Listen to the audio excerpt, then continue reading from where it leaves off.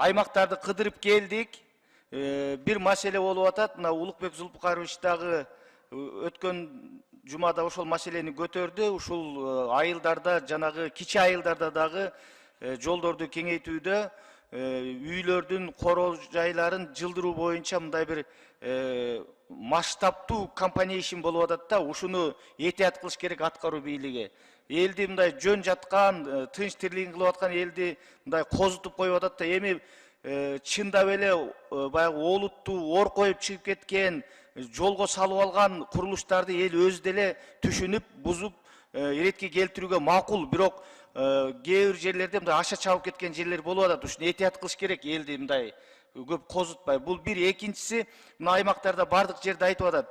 Ушул телефон көтөргөн блогерлер аябай көбөйүп кетти дейт. Ушу блогерлер укук коргоо органдарына айтса эле барып база алып, ошол прокуратура, МВД, УКМК барып эле ушу бизди жүдөтүп атат, иштетпей атат, текшерүүдөн башыбыз чыкпай атат деген дагы мындай суроолор көп болуп атат да.